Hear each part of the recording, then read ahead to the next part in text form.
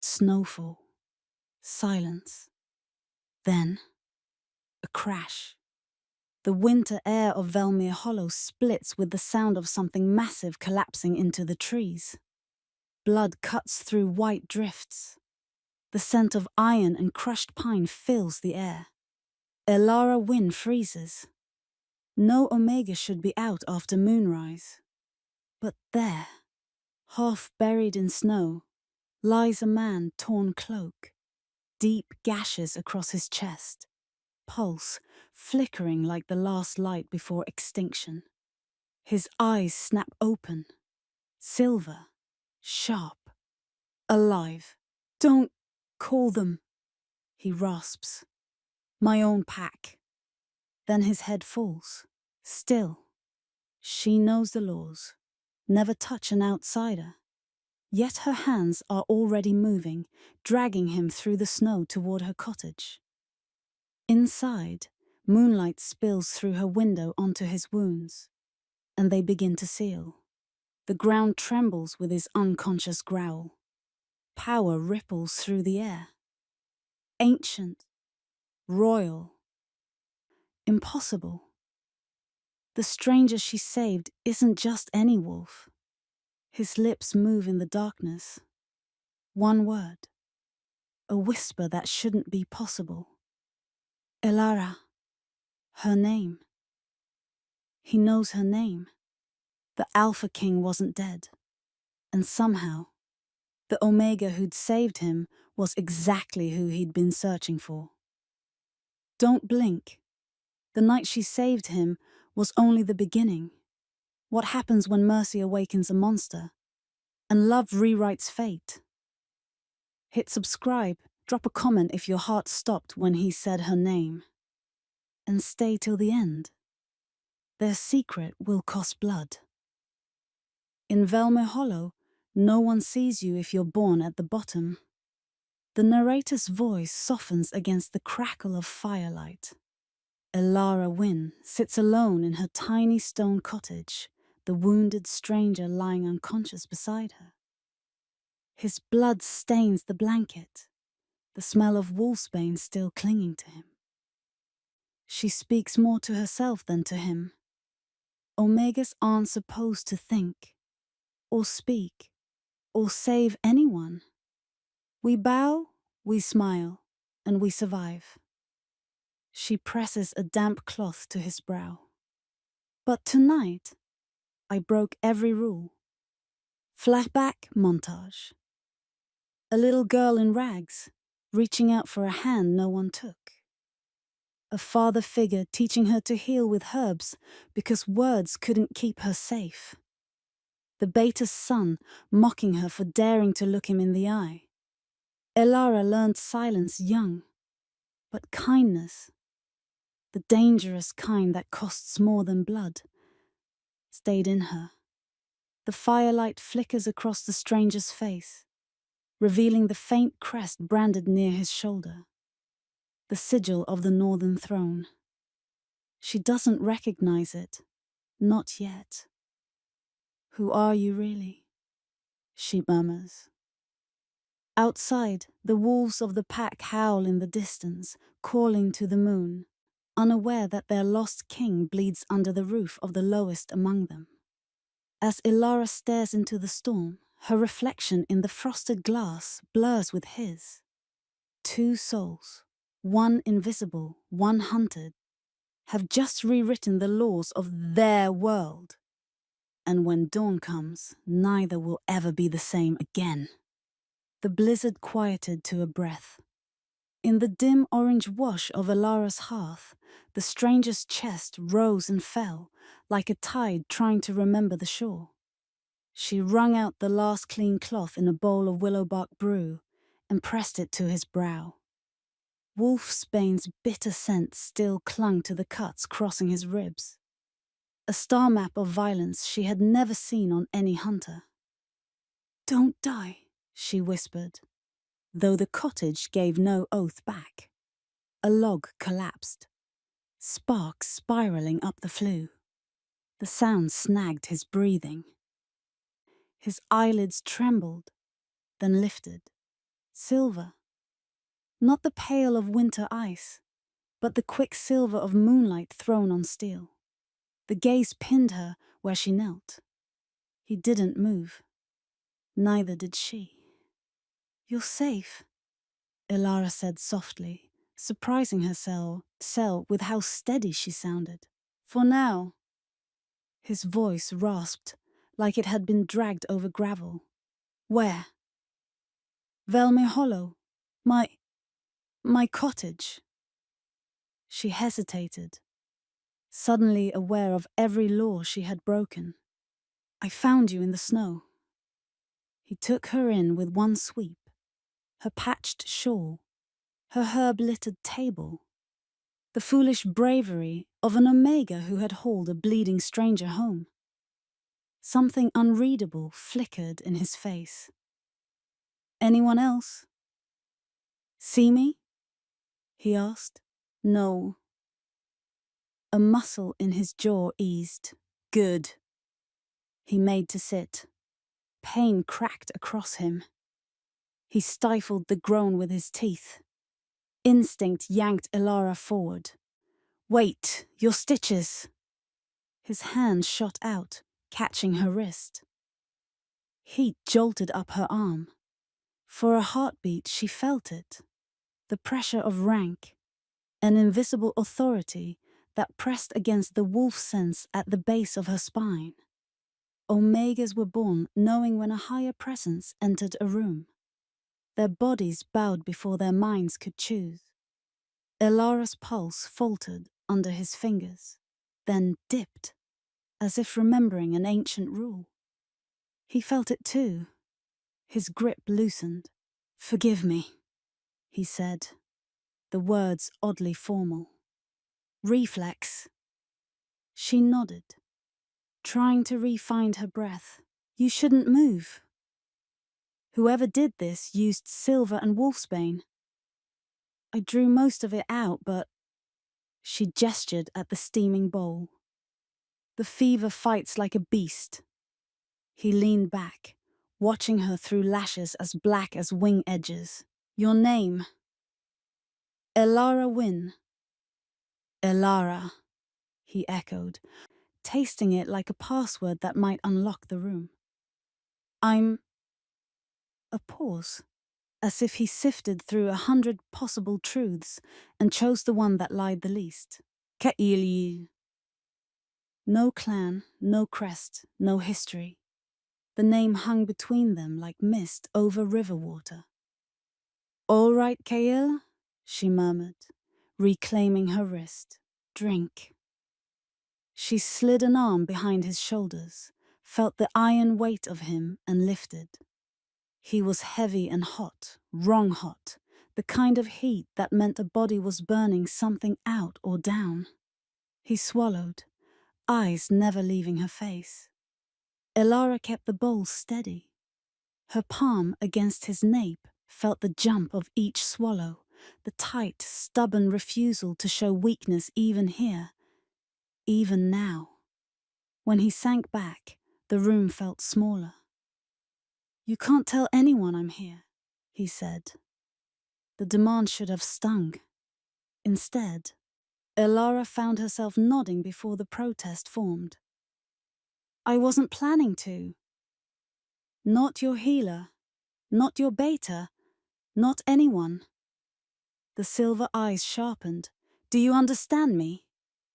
The nerves in her neck fluttered like leaves in wind. "I understand danger," she said, "and I understand what our beta does to Omegas who keep secrets from him." Their gazes held. The cottage creaked around them, old wood speaking its winter language. "I'll be gone by dawn," Kael said. "No, you won't."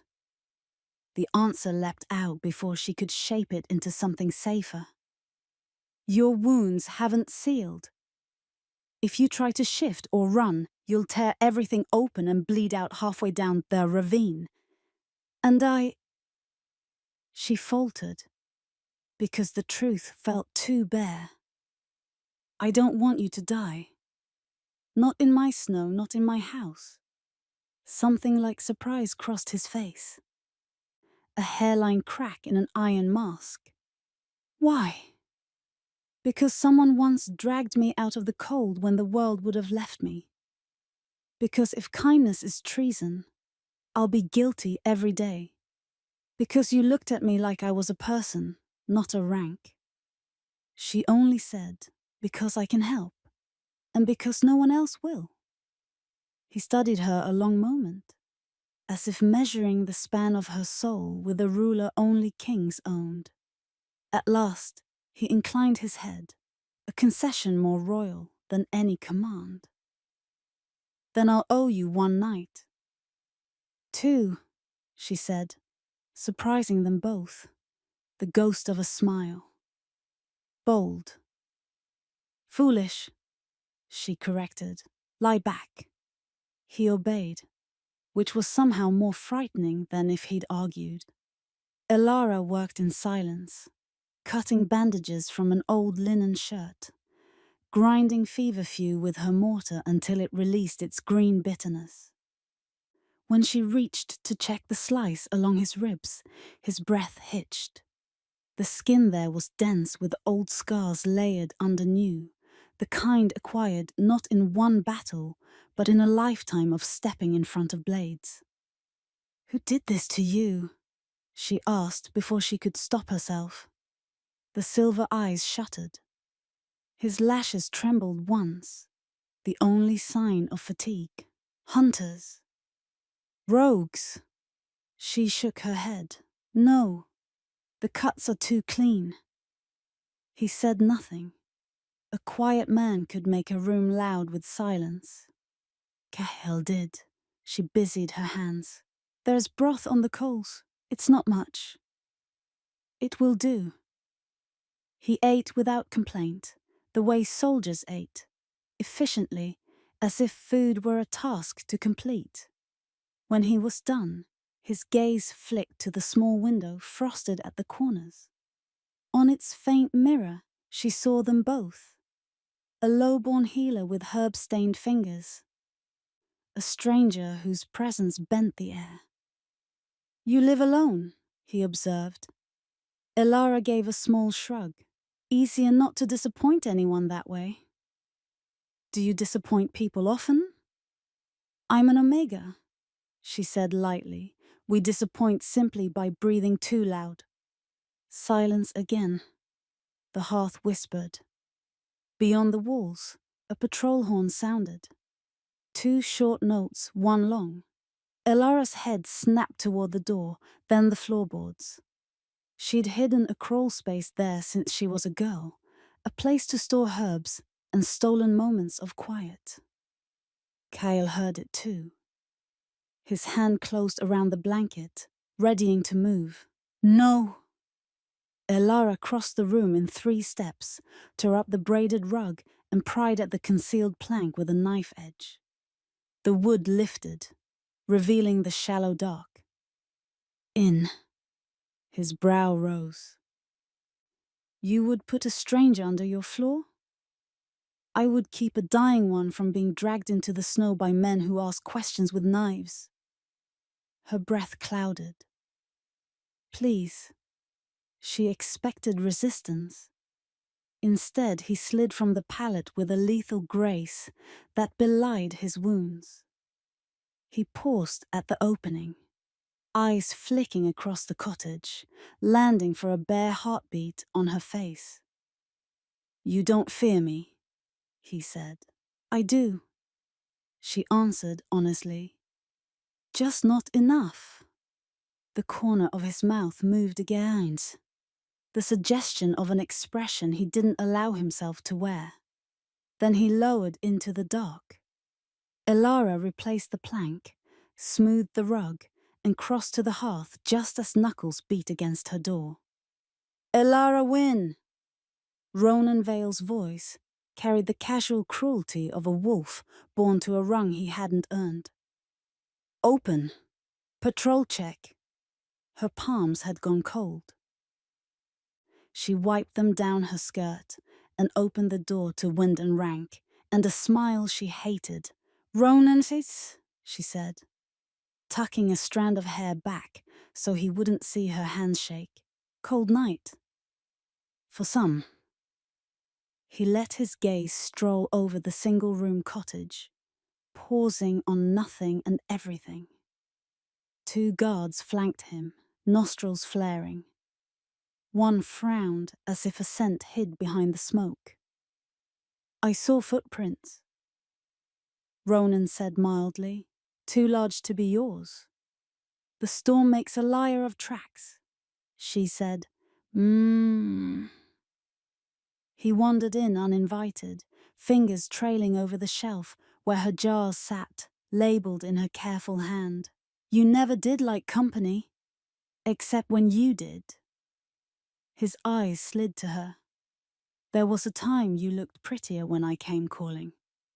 There was a time I didn't know my no could be a weapon. Elara kept her face blank. Is there something you need?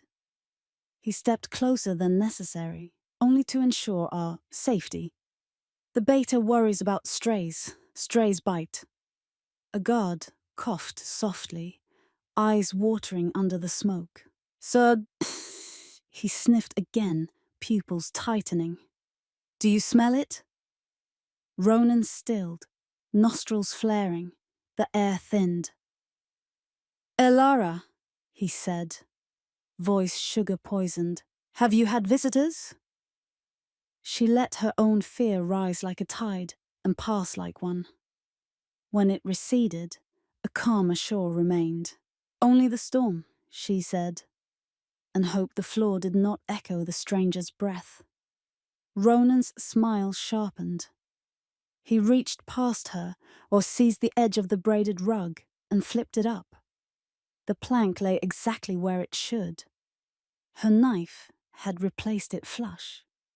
Ronan stared a heartbeat too long anyway, as if something in him heard the shape of a secret. He straightened. You always were good at hiding what should be shared. She always was good at minding her own life, Elara said.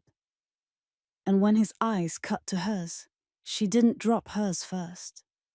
A muscle ticked in his cheek. He turned to go, then paused in the door, letting the night bleed cold into the room.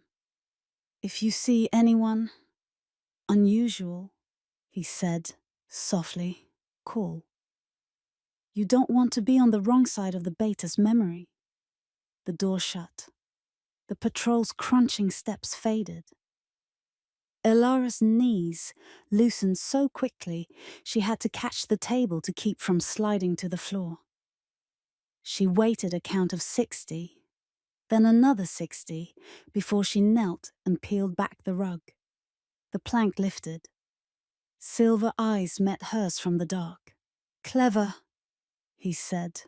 Lucky, she corrected, and offered her hand. He took it. The pressure of rank pulsed again, that instinctive bow of the body to the body above it. Elara felt the urge pass through her like lightning, and, as before, she let it ground out without kneeling.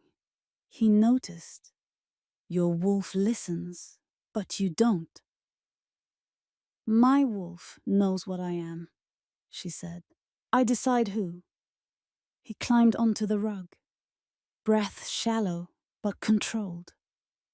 In the firelight, the planes of his face looked carved by weather and war. He swayed once. Elara reached out without thinking. His hand found her shoulder, steadying. He was close enough now for her to smell the clean shadow scent under blood and smoke. Cedar, stone after rain. Close enough to see that the silver in his eyes wasn't a trick of light but something lit from within. Rest, she said, because anything else would open doors neither of them could afford to walk through. I'll keep watch. He lowered himself to the pallet. The fever took him in small waves. In those hours between midnight and dawn, he slept and surfaced and slept again. Words slipping loose when his guard did. Draven, he breathed once, barely sound. Another time. Thorn. Not again. And once, so quietly she almost believed she dreamed it. Betrayal. Elara wrote each word in her mind, tucking them into the same place she kept recipes for rare antidotes. When the darkest hour peeled back to grey, he woke fully. The worst of the heat had broken. He looked at her like a man who had entrusted a blade to a stranger and found it exactly where he left it. "You kept your promise," he said. "I said nothing." "You said it with your hands." Elara glanced at the window. The world outside was a smudged charcoal drawing, morning sketching itself in slow strokes. "You're safer than you were," she said. "Not safe." His gaze flicked to the door, then to the floorboards, then back to her. "No one must know I'm here. Not your healer, not your beta, not your friends."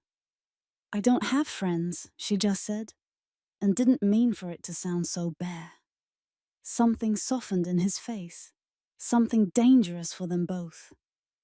"Then we'll be each other's secret," he said. The words landed between them like a seal on a pact neither should make. A wind hand touched the eaves. The fire settled. Elara handed him water and a sliver of dried apple, the small morning sacraments of a life built out of quiet. He accepted them like offerings a king might accept without letting anyone see him grateful. "Sleep," she said again. He didn't. His eyes stayed on her, silver steady, as if he could bind himself to wakefulness by refusing the vulnerability of dreams. At last, when the first true light threaded the frost on the glass, his lashes lowered. He slept. Elara drew the blanket higher, then moved to the window. The snow held the night's secrets too well. In the faint reflection, their faces blurred together again. Hers, small and stubborn, his fierce even in sleep. "Kael!" She tried the name under her breath, as if it might tell her who she had dragged across her threshold. Behind her, a low sound rolled out of the sleeping man. No word this time, only a growl shaped by memory. Not a rogue, she thought. Not a hunter. Something else. Something impossible. She set another log on the fire and turned back to him, knowing dawn would bring questions she couldn't yet answer, and choices she couldn't unmake. And somewhere deep under the old floorboards, where the warmth seeped and settled, the cottage held their secret like a held breath, waiting. Morning crawled through the shutters in thin stripes of gold. Elara hadn't slept. Each time she closed her eyes, she heard again the growl that had slipped from Kael's throat. Too deep, too ancient to belong to any common wolf. Now he lay still, one arm draped across his chest, silver eyes open and watchful. "Someone will come looking," she said at last. "They always do after a patrol." "I'll be gone before they come." "No," she replied, setting a pot on the hearth. "You'll leave when you can stand without bleeding through my floor." He almost smiled, commanding for an omega. "Stubborn for a corpse," she shot back, and turned away before she could see the way his mouth softened. Outside, the world glittered with betrayal's beauty, fresh snow hiding the night's footprints. Elara shoveled the threshold clear, burying the last sign of her treason. The wind carried voices, patrols already awake, the Beta's men arguing about rumors of a wounded rogue. She kept her head down, heart hammering. A shadow broke across the light. "Elara win," drawled a voice she knew too well. Ronan Vale. The beta's son leaned against the gatepost, all fur collar and arrogance. Once, he'd called her lovely. Now he said her name like a challenge. "You've been busy." "Gathering frostwort," she answered. "It blooms under snow." "So I see. Odd, though. 2 sets of prints outside your door." His boot pressed the impression she had missed, large and unmistakably male. "Unless you've taken to wearing boots my size." Ilara forced a smile. "Maybe the wind borrows feet now." Ronan's chuckle was low, predatory. "Maybe. Or maybe you found new company. You always did crave what you shouldn't." His gaze wandered over her cottage, pausing at the smoke curl rising steady, too steady for someone alone. He took a slow step forward. "Invite me in, for old time's sake." The air behind Ilara shifted, the faintest creak of weight on wood. Her pulse stuttered. She planted herself in the doorway.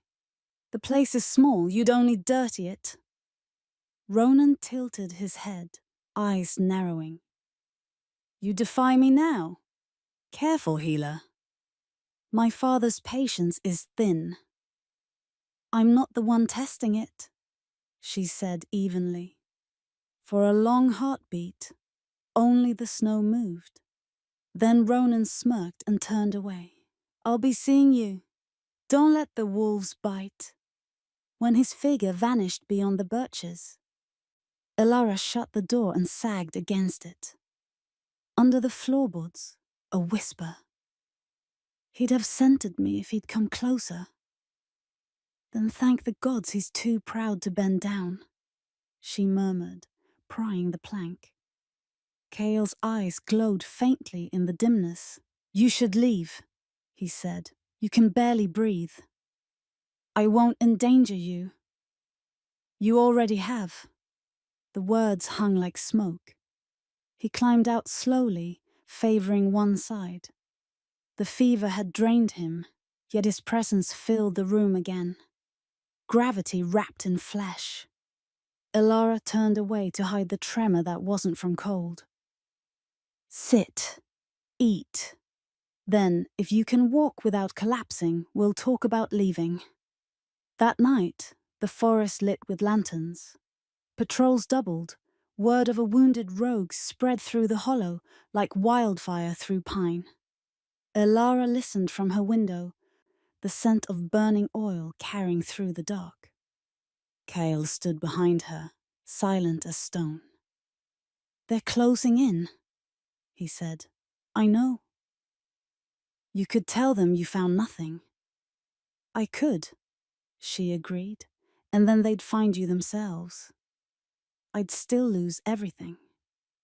He studied her profile in the firelight, the quiet defiance there. Why risk it? She didn't look away. "Because someone should." He exhaled, slow. "You don't even know what I am." "Then tell me." His jaw tightened. "You wouldn't believe it. Try me." But instead of answers, he gave her the truth of his silence. A silence edged with guilt. Hours later, boots crunched outside again. 3 shadows. Voices. Ilara's stomach dropped. "Patrol," she hissed. Kael was already moving, dragging himself toward the crawl space. But one glance told them both it was too late. The hinges had creaked. The scent would spread. She darted to her shelves, snatching bundles of wolfsbane, tossing them onto the fire. The acrid smoke bit the air, masking everything. A heavy knock rattled the door. "Open up." Ilara cracked it just enough. "What is it?" A guard sniffed, grimaced. "We're checking every house. Beta's orders." "Then check the Beta's wine cellar. That's where the real danger lives," she said lightly, waving at the smoke. "Unless you enjoy choking on wolfsbane fumes." The man coughed. "By the moon, what are you burning?" "Medicine." Smells like murder. Only if you're guilty, she replied too fast. Behind her, under the smoke, came a sound, faint but wrong. A growl, low, inhuman, instinctual. The guard froze. His pupils dilated. Did you hear? Kael's voice cut through the air. Not loud, but laced with command. Leave. The word wasn't spoken. It was felt. The air itself seemed to obey. The guard stiffened, eyes blank, then backed away as if pulled by invisible strings. The door closed on its own wind. Ilara turned slowly. Kael stood half in shadow, breathing hard, eyes burning mercury. What did you do? She whispered. They'll remember nothing, he said, voice rough. But they'll stay away. That's not normal. No. He met her gaze, unflinching. Nothing about me is. For a moment, neither spoke. The world outside had gone death still, the kind of silence that comes after power shows its face. Ilara's heart thudded once, hard. You're not just strong. No. You're something you shouldn't name? He finished so softly. She swallowed, then let me guess in silence. Kael sank onto the bench, exhaustion reclaiming him. The faint tremor in his hands betrayed what that command had cost. Ilara crossed to him, took one hand, felt the heat burning through skin. You'll kill yourself keeping secrets, she said. Better me than you. I decide that, she murmured, wrapping a clean cloth around his palm. The fire dimmed, the storm outside rose again. Inside the little cottage, outlaws shared the quiet that follows survival. He watched her work, and when she finally looked up, their eyes met through the drifting smoke. Silver and amber, predator and healer, bound by the danger neither dared name. Outside, the patrol horns faded into the distance. Inside, the air between them began to hum, not with fear, but with the first pulse of something far more dangerous. Ilara's fingers trembled as she tied the last bandage. Rest now, she said, her voice too soft. It's too near. Kael's reply was almost a vow. As long as you keep watch. The storm answered for her. Wind wrapping the cottage like a secret.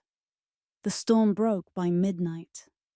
In its wake, Velmir Hollow exhaled a long-held breath. The kind that leaves the air hollow. The sky above Ilara's cottage was a vast sheet of dark silk, pricked by a cold moon, silver enough to expose everything that wished to stay hidden. Inside, the hearth had burned to embers. Kael's fever had ebbed, but something else had risen in its place. A strange, thrumming energy that made the small room feel crowded with invisible life. Ilara dozed at the edge of her chair, chin on her chest, a blanket slipping from her shoulders. The rhythm of Kael's breathing had lulled her to icy sleep. Then came the sound, a sharp gasp, low and animal. She startled awake. Kael's body was taut, trembling against the pallet. Sweat beaded along his brow. His hands clawed at the air, veins dark against the firelight. The scent of wolfsbane thickened, sharp and metallic. Kael? She whispered, reaching for him. His eyes flew open, no longer silver, but blinding white, as though the moon itself burned behind them. The flames bent toward him, pulled by an unseen gravity. He convulsed. The air shuddered. The pulse of Boar crawling under his skin was nothing she had ever felt before. Ancient, sovereign, raw. Without thinking, Ilara dropped to her knees beside him. Her healer's instinct warred with terror. "Listen to me," she murmured. "You're safe. You're not out there. You're here." He didn't hear.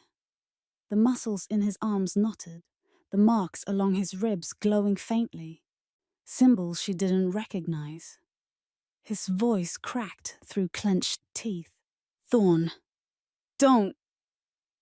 She pressed a palm to his chest, feeling his heart gallop beneath it. The heat nearly burned her skin. "Elara," he choked, eyes unfocused.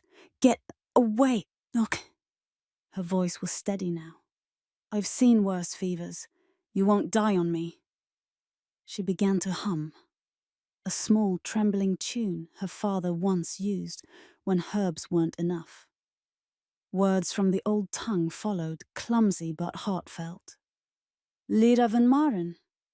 Still your storm. Keep your fire low." Kagil's breathing stuttered. The glow in his eyes dimmed from white to molten silver. The tension in his body eased, inch by inch, until he sagged against her arm. Elara stayed there, one hand against his heart, until the moonlight turned soft again. When the silence finally settled, Kael's voice came, low and rough.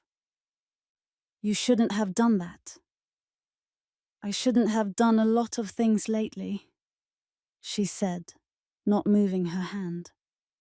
He turned his head, eyes clearer, but haunted. "You saw it. I saw you in pain. No, you saw what I am." Elara held his gaze. "I saw someone fighting to stay alive. That's all." He exhaled, half laugh, half sigh. "You think kindness is that simple?"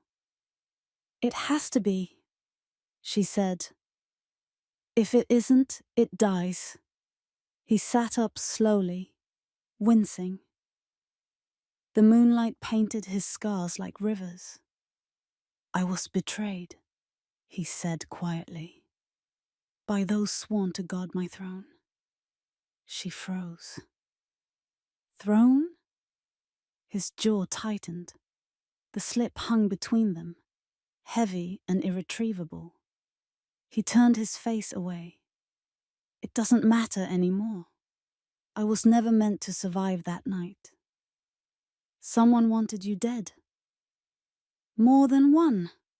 The silence stretched, broken only by the soft hiss of embers. Elara wrapped her arms around her knees. "You speak like a man who lost his world." Kael's eyes found hers again. "Did you?" The question struck her unguarded. For a moment, she could only stare at the floorboards, at the cracks she'd memorized through years of solitude. "My mother died when I was 12, she said finally. "Beta's decree. She broke rank to protect me. They called it rebellion." Kael listened without interruption, his expression unreadable. "My father couldn't bear it. He drank himself empty.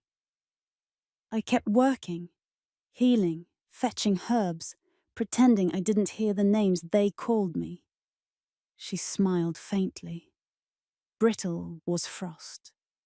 "Sometimes I think the pack forgets I'm even alive until they need a healer." Kael's hands clenched. "You deserved better." "I stopped expecting better." Her voice faltered. She hadn't meant to say that last part aloud.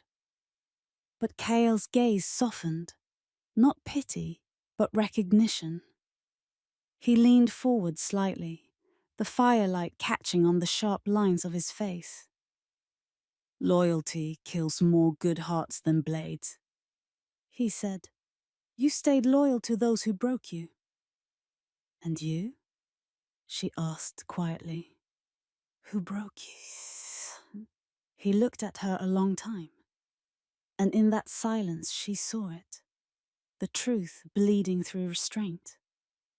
a king without a crown, a wolf who had lost his pack, a man haunted by every life his power couldn't save. Everyone I trusted, he said finally. Outside, the snow had started again, light as ash. Ilara rose to throw another log on the fire. You're safe here, Kael. I mean that. He nodded once. And when your pack finds out, then they'll have to decide if saving a life is treason. He almost smiled. Almost. You're brave, Ilara Wynn. I'm tired, she corrected. Bravery just sounds prettiest. She turned to walk away, but his hand caught her wrist. Gentler this time. Dill, he murmured. You're the bravest heart I've met. Something in his tone made the air still. Ilara looked down at their joined hands. The pulse between them wasn't fear this time. It was something wilder, quieter, and infinitely more dangerous. The fire popped, scattering sparks that glowed for a heartbeat before dying. Neither of them moved. Hours later, when she finally drifted to sleep on the chair beside him, Kael lay awake, watching her. Her head tilted toward the firelight, the soft pulse in her throat visible. No one had looked at him without demand in years. No one had risked anything for him in longer still. He reached out once, almost brushed a strand of hair from her cheek, but stopped just short. His fingers hovered over the air between them, trembling with everything he couldn't yet admit. The moonlight caught the faint brand along his collarbone, the sigil of the Northern Throne, and painted it bright for only an instant before the shadows swallowed it again. Kael closed his eyes. Outside, the snow fell without sound. Inside, the bond that neither of them had named yet deepened with every heartbeat shared in silence. By dawn, the storm would carry their scent farther than they realized. And by dusk, the first whispers of betrayal would already be on the wind. The world outside Ilara's cottage had begun to thaw. After days of blizzard, the air turned brittle clear, every sound traveling too far. The woods, once a refuge, now whispered of footsteps that did not belong. She'd felt the shift before she heard it. How the silence around Velmere Hollow changed when the pack began to hunt its own shadows. That morning, she found Kael standing at the window, his shoulder bare where the blanket had slipped. The brand there caught the light, the faint outline of a crest half burned into his flesh. "What is that?" she asked quietly. He didn't answer. He'd wrapped his silence around himself like armor since the full moon fever. His gaze was fixed on something far away. When he finally spoke, it wasn't to her. "They'll come through the West Ridge first. That's where they always set the traps." It wasn't a guess. It was knowledge. Ilara's breath hitched. "You sound like you know their routes." His eyes flicked toward her, quick, sharp. "I know their habits." "Because you were one of them?" "Because I led them," he said softly. Before she could ask more, a noise cut through the morning. Distant, deliberate, the low blare of a hunting horn. Kael's head turned, every muscle tightening. They found something. Ilara moved to the window, heart hammering. Lanterns flickered beyond the pines. Too many. "I'll get you out through the ridge," she began, but he caught her wrist, grip firm. "No. If you're seen with me, they'll brand you traitor." Her eyes met his. "They already would if they knew I was hiding you." A shout echoed outside. Closer. She froze. Kaya looked at her like a man memorizing a face before a battle. If I don't make it, burn everything that smells like me. She shook her head fiercely. You'll make it. Not if you keep standing in front of me, he said. And then softer, Elara. Something unspoken sparked in the air between them. An awareness that whatever they were building here could not last under daylight. Please, he murmured. Let me protect you for once. Her reply was a whisper. You already have. The pounding at the door split the moment in two. Open up! Ronan's voice. Elara's blood turned to ice. Kale stepped back into the shadows. She opened the door only halfway. Ronan smiled, the kind of smile wolves wear when they smell blood. Found something interesting in the woods. Thought you might help explain it. He held up a torn scrap of black cloak, stiff with dried blood. Her lungs stopped. Ronan dangled it between two fingers. Recognize it? We found it by the river bend, not far from here. She forced a shake of her head. It's just cloth. Royal weave, he said, voice turning soft. Dangerous. Fine thread, black on black. Only the northern court had cloaks like this. Elara's mouth went dry. Ronan leaned closer, lowering his voice. You know what's funny, Elara? The beta says that court was burned to ash years ago, but rumor says one of them lived. Her heart tripped. He straightened, tossing the scrap onto her table. If you see a stranger, tell me. We're not hunting rogues anymore. We're hunting ghosts. When he left, she locked the door with shaking hands and turned to Kael. He was already staring at the cloth, his face carved from stone. So it's true, she breathed. You are... Don't, he warned. You're the Northern King. He turned toward the fire, every movement heavy with history. I was... Her voice trembled. What happened to your pack? They killed them. The words came out flat, stripped of grief by overuse. Who? My council. The ones sworn to protect the throne. They called me unfit, claimed the bloodline was cursed. They wanted power that wasn't theirs to take. So they took it the way wolves always do, by spilling blood.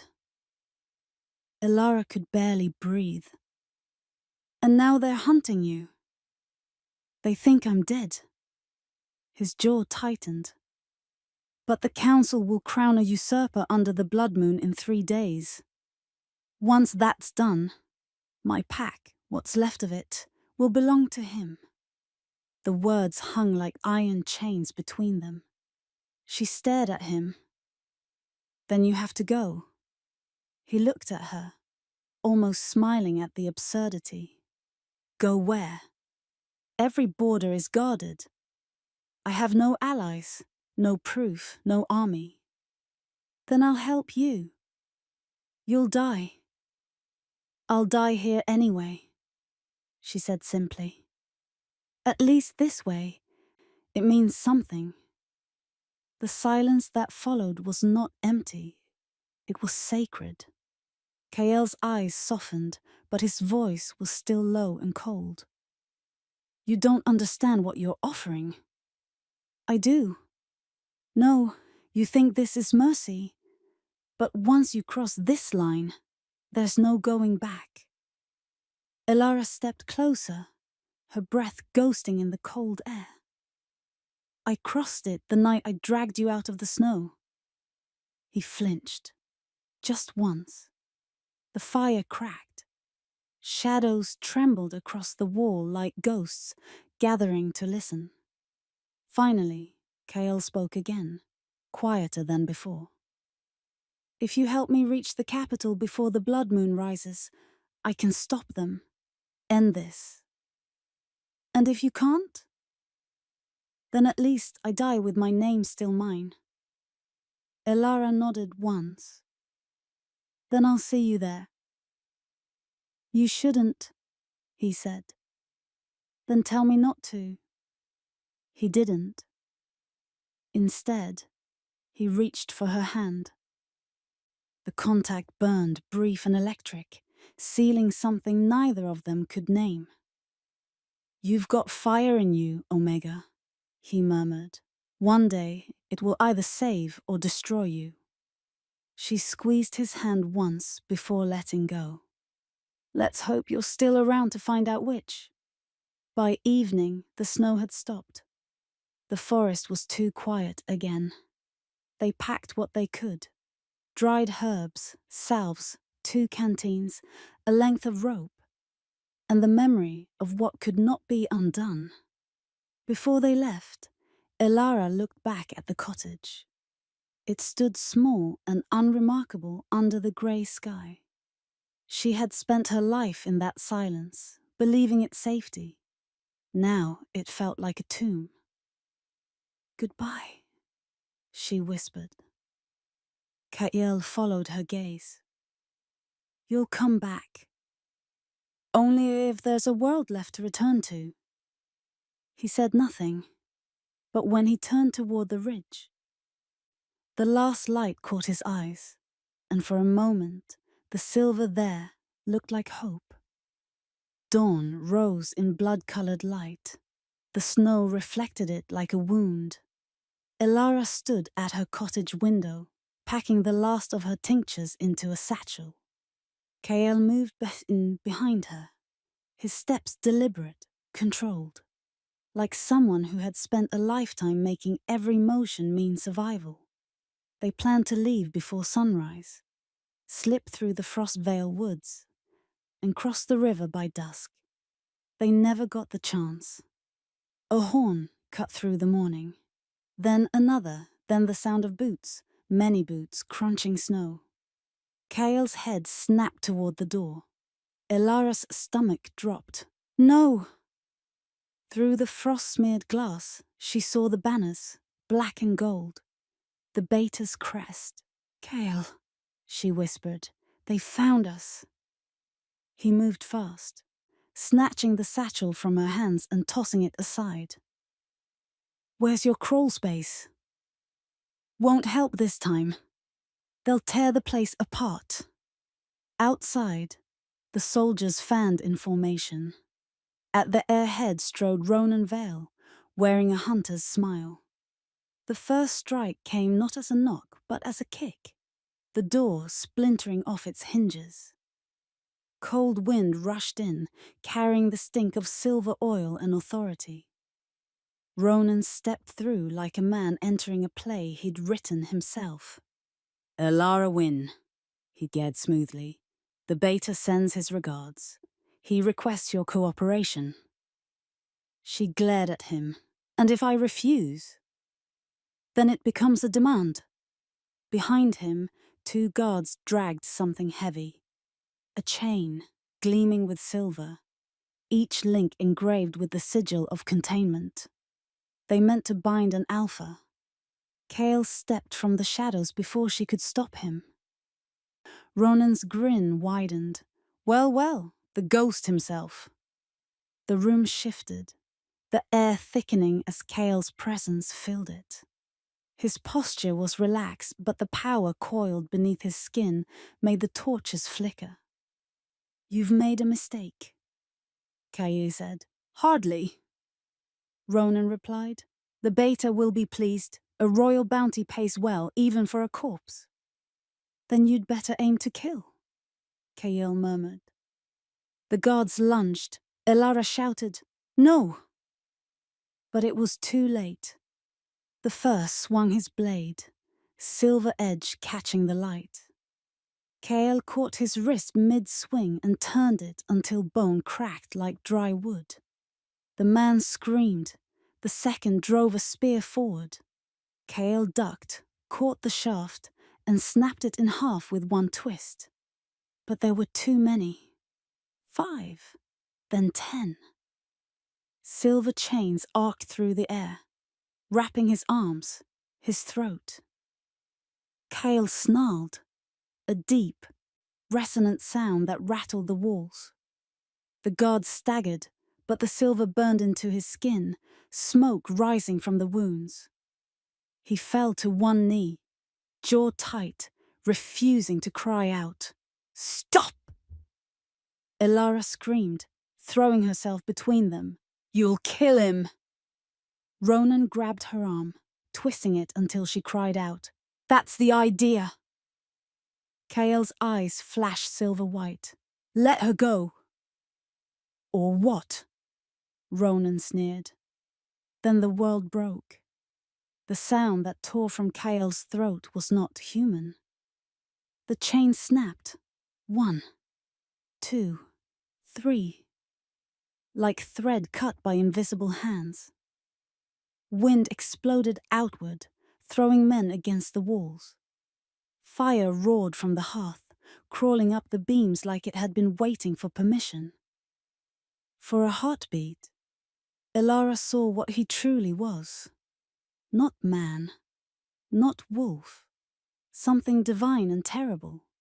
A beast, forged from moonlight and fury. His wolf burst forth, massive, scarred, silver-marked, eyes burning with power older than their world. The soldiers dropped their weapons, too afraid to breathe. Ronan's voice trembled. "Impossible!" Kael turned toward him, fangs bared, breath steaming with firelight.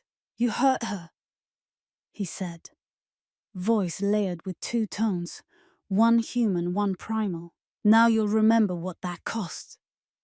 He leapt. The floor shook. Ronan flew across the room, crashing through the table. Kael's paw pinned him to the ground, claws inches from his throat. The wolf's teeth gleamed, dripping silver blood where chains had burned through flesh. "Kael!" Elara's voice cut through the chaos. "Don't!" His ears twitched. He turned his head toward her. In her eyes, fear, yes, but also faith. The one thing he thought he'd lost. He hesitated. That heartbeat of mercy was all it took. A guard, half conscious, half mad, lunged with a silver-tipped spear and drove it into Kael's side. The wolf roared, turning, swiping the man across the room. The spear ripped free, spraying blood across the snow. Elara stumbled forward. "Kael, stop! You'll bleed out!" He looked at her, pain clouding his eyes. Then, with a shuddering breath, the wolf receded, folding back into the man. He fell to his knees, gasping. The once golden floor was streaked with ash and blood. "Elara!" he rasped. "I can't. Stay!" She reached for him, but Ronan's voice rose behind her. "Take her! She's the traitor who harbored him." Hands seized her arms. She fought, kicking, screaming, but the soldiers were too many.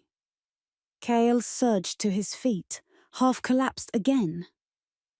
"Let her go!" he roared, staggering towards them. A dozen silver arrows arced through the air.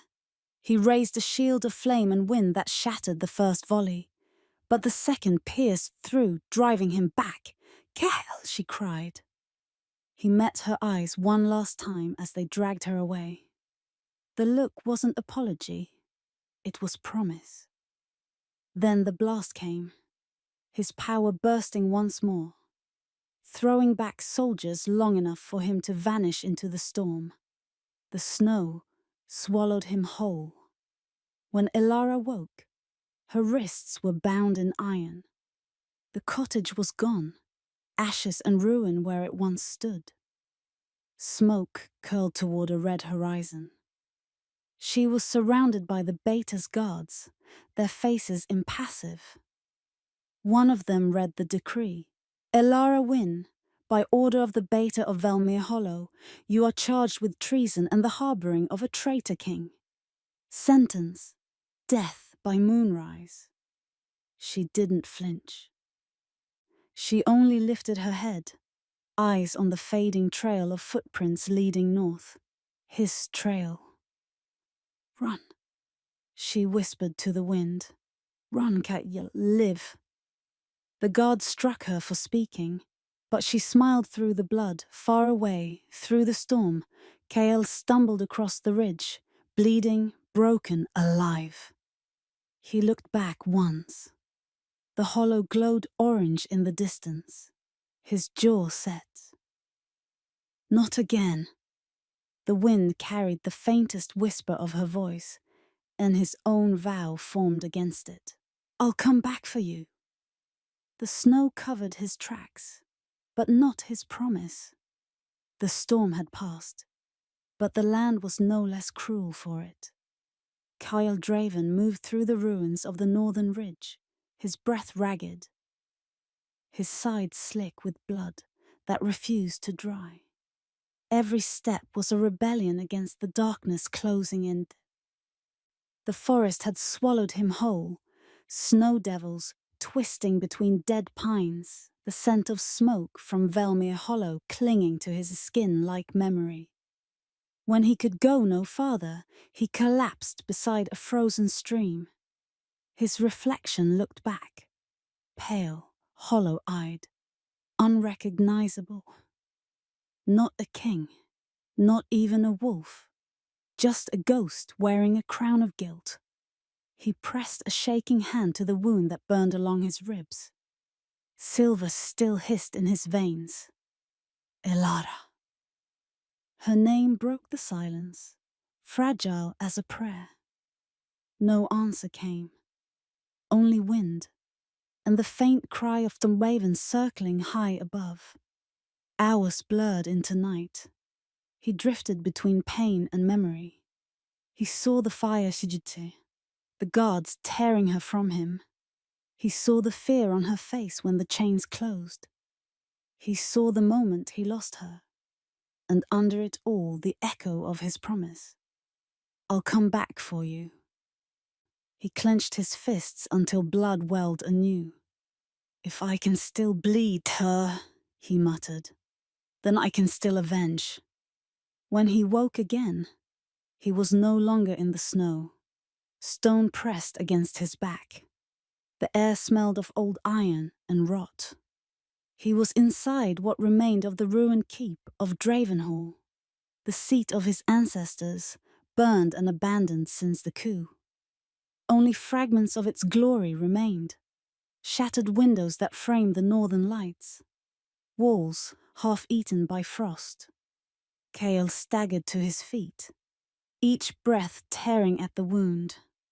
The ghosts of his court lingered here, the council who had betrayed him, the kin he had buried. He touched the cracked throne at the center of the hall. It was cold as grief.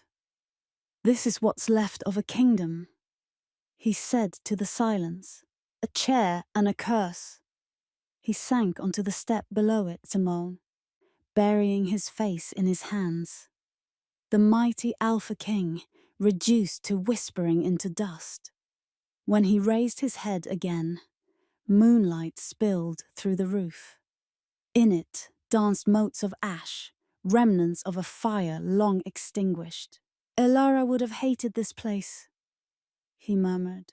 Too many ghosts, too much pride. The corner of his mouth twitched upward, pain and tenderness tangled together. She'd tell me to clean it, start over. But the smile died as quickly as it came. He closed his eyes, and the memory of her voice filled the hollow space inside him. If kindness is treason, I'll die guilty. He looked down at his hands, hands that had built empires. Broken bones saved no one who mattered. I failed you, he whispered, and for that, I will burn them all, far away Beneath the hollow's dungeon, Elara Wynne hung between waking and oblivion. The stone cell was small enough to touch both walls at once. Her wrists bled from the irons. Her throat was raw from silence. The guards came twice a day, once to mock, once to feed. She no longer looked at them. She counted time by the dripping of water from the ceiling. Each drop another heartbeat stolen from her life. Sometimes she thought she heard wolves outside, Kael's wolves. Then she'd remember. The pack believed their king dead. The only sound that mattered was the beating of her own heart. And still, that heart whispered his name. Kael. Days bled together. Rumors filtered through the cracks in her cell. The beta tightening his rule. Ronan boasting of the bounty he'd claimed. Whispers that the northern usurper had sent gifts to Velmir Hollow in gratitude. Elara closed her eyes. So that's how kingdoms thank betrayal. When the guard brought her water, she met his eyes for the first time in days. When is the execution? He hesitated. At the next full moon, by order of the council. The blood moon? She asked. He nodded. A faint smile touched her lips. Then at least the sky will bleed with me. That same night, across the wastelands, Kegil watched the aurora burn crimson. He could feel the pull of the blood moon rising. His time was running out. He rose from the shattered throne, moving toward the broken window that overlooked the valley. The wind smelled of smoke again. Fresh this time, not memory. He wasn't alone. A voice drifted through the hall, echoing off the stone.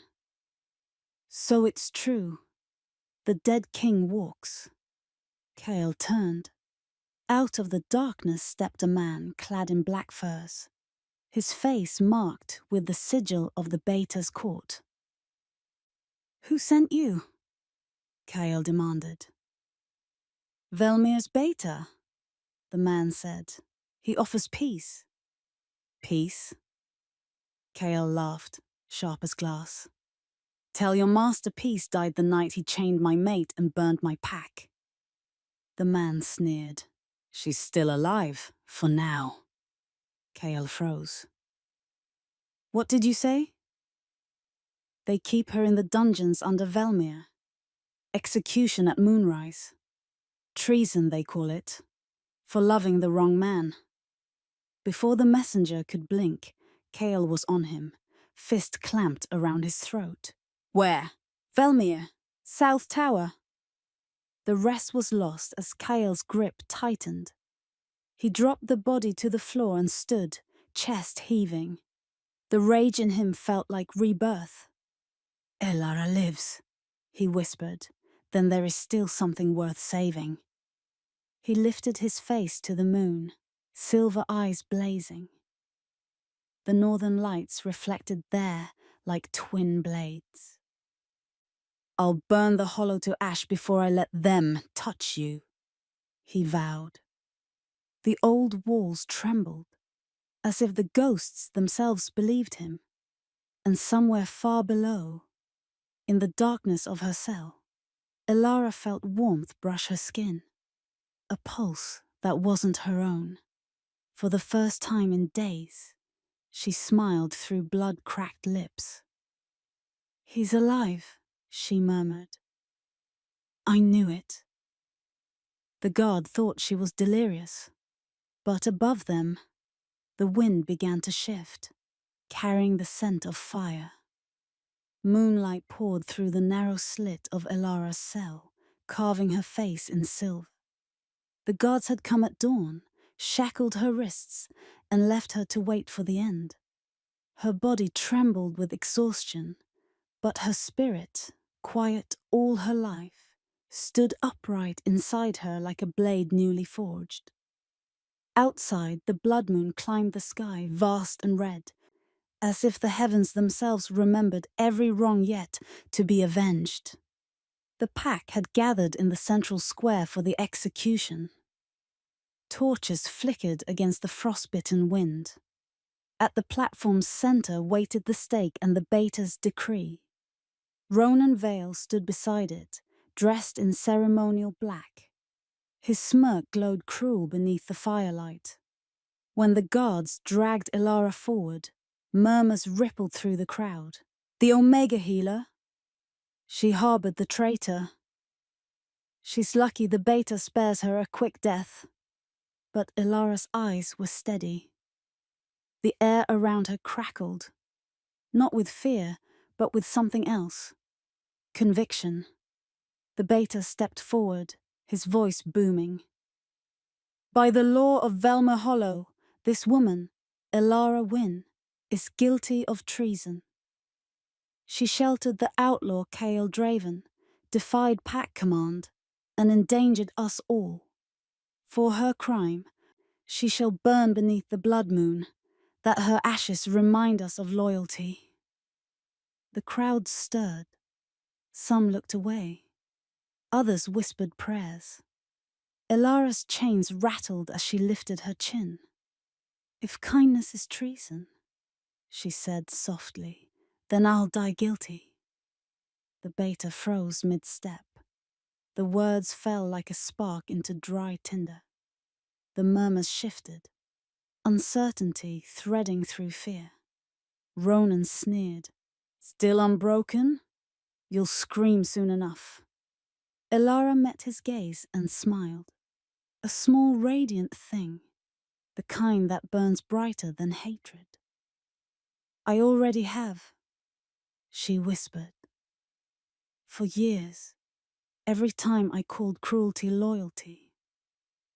The executioner stepped forward. The torch was raised. Then the wind changed. A single howl split the night, deep, resonant, ancient. Not the cry of a common wolf, but the command of a king returned from the grave. The torches flickered out as if snuffed by unseen hands. The blood moon itself dimmed behind clouds. From the forest edge, shadows moved. Wolves with silver eyes, stepping into the firelight, their fur catching lightning that had no storm to birth it. Gasps rippled through the crowd. Ronan stumbled back. What? What is this? Ilara's heart hammered once. Him! The storm hit like judgment. Kael Draven walked from the trees, unarmored, blood-stained but unbroken. Around him prowled the remnants of his royal guard, wolves that glowed faintly under the moon, their howls shaking the ground. The crowd fell to their knees before they understood why. The wolf sense inside every heart recognized what the mind had denied. The true alpha had returned. Kael's gaze locked on Ilara, her wrists chained, her face pale yet unbowed. Something inside him cracked wide open. The Beta raised his sword. Kill him! A dozen archers drew, but before the first arrow flew, lightning tore across the square, striking the tower bell and shattering it into molten shards. Kael's voice boomed across the wind. No more blood for liars! He stepped forward, each word shaking the air. You bound my healer, called her traitor.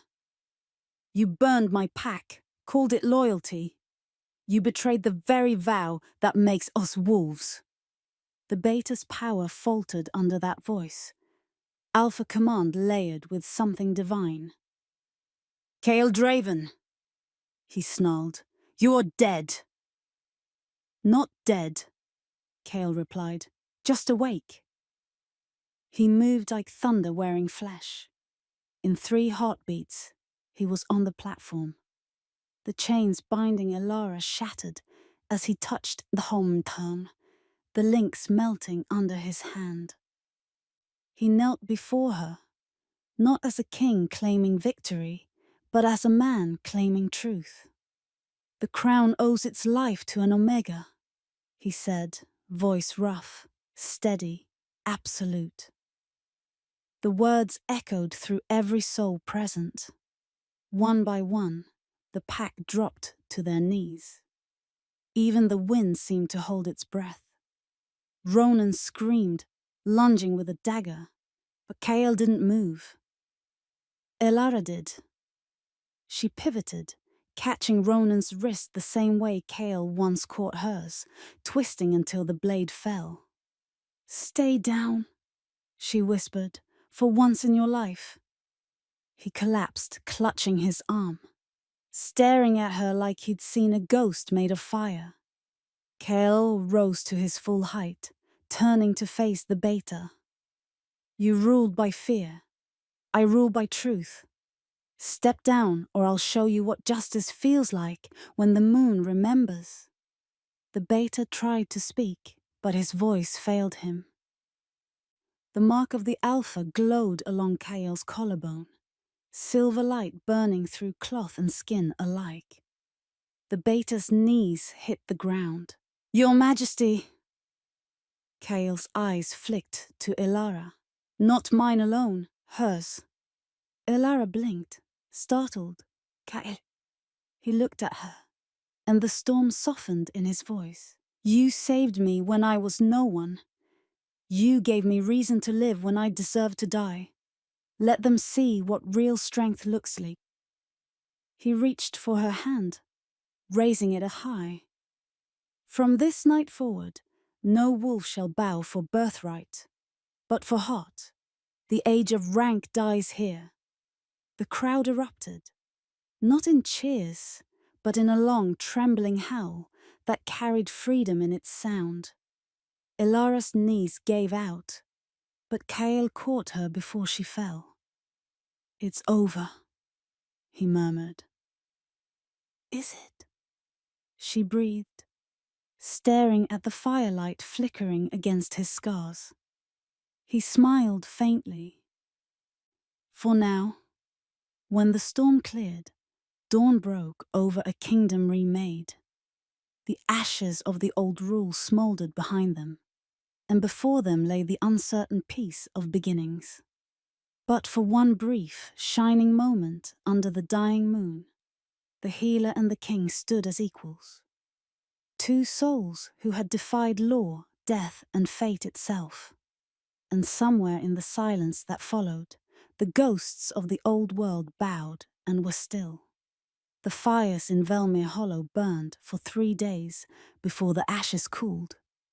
By the time the smoke thinned, the banners had changed. Black and gold replaced by silver and white, the mark of the restored crown. But no trumpet sounded for Kael Draven's return. The new king did not walk through the capital with a parade. He walked barefoot through the ruins, silent, a ghost made flesh again. The people watched from their doors, some afraid, some in awe, as he passed. They whispered the name he had tried to bury, the Alpha King who came back from death. Behind him, Elara Wynn walked without chains for the first time in her life. The crowd parted for her too, not out of command, but reverence. She had been the lowest of the pack. Now her defiance was legend. The healer who saved the lost king. The Omega who burned a throne to remake a kingdom. At the steps of the palace, Kael paused. The guards, his guards now, bowed their heads. He turned to Elara. "This was once my home." "And now?" she asked. "Now it's a memory." He cared. "One I'll carry, not rebuild." The great hall lay open before them, its marble cracked, but still echoing with old authority. The throne, polished, cold, waited beneath the sigil of silver wolves. Kael stopped at its foot. This crown was forged in blood and fear. he said quietly. It will not rule me anymore. He lifted the circlet from its stand. The metal gleamed, catching the morning light, then dimmed as he placed it not on his head, but on the floor before Elara. Take it, he said. She froze. Kyle, no, that isn't mine. It never was mine alone, he replied. You taught me that a king without mercy is just a tyrant with followers. You made me see that worth isn't in the blood we're born with, but in the life we dare to protect. Her eyes glistened. I only did what anyone with a heart would do. He smiled, soft and certain. Then let this realm be ruled by hearts like yours. Elara looked down at the crown. The metal reflected both of them, scarred, changed, human too. She placed her hand over his instead of lifting it. We'll build something better, together. Kaelu's shoulders eased, and for the first time since she'd met him, she saw peace touch his face. Days turned into weeks. The beta and his line were exiled beyond the mountain pass. Ronan vanished. Some said the forest claimed him. Others whispered he fled south, too ashamed to live under her name. Elara became the royal healer, though she kept her small cottage in the woods. The palace guard often joked that the king spent more time there than in his chambers, but no one dared question why. The kingdom began to change.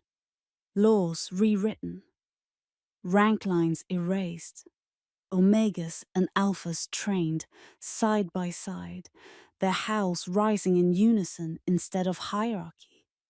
The hollow no longer whispered fear. It hummed with a fragile kind of hope. And on nights when the snow returned, the king disappeared into the woods with no escort, following a trail only he could scent. One such evening, the door to Elara's cottage opened to the cold. She was tending her herbs by lamplight when his shadow filled the room. You walk too far for a king, she teased. Kael leaned against the doorframe, the faintest smile tugging his mouth. In his hands, he held a small bundle wrapped in cloth. I brought something, he said. She dried her hands on her apron and crossed to him. You always bring trouble. Not this time. He unwrapped the cloth to reveal a handful of wildflowers, wilted slightly from the cold but still vibrant, purple, gold, and white, the same kind that bloomed near the ridge where she had first found him. Her breath caught. You remembered. How could I forget the place where I died? He said, then corrected softly. And was saved. Elara smiled through the ache in her chest. You should be ruling. I am, Kael said, but a crown weighs less when shared. He stepped closer. You saved a stranger once. His voice lowered, reverent. Now the king returns to save you from being alone. The lamp flame flickered between them. She looked up at him. This man who had been a myth, a monster, a miracle. And for the first time, she didn't see an alpha or a legend. She saw Kael, flawed, weary, and impassably human. You never needed to save me, she said. Then let me love you instead. Outside, the snow began to fall again. Gentle this time, not a storm, but a benediction. The wolves howled in the distance, not in mourning, but in song. The hollow reborn answered them with the echo of a kingdom at peace. Kael drew her into his arms.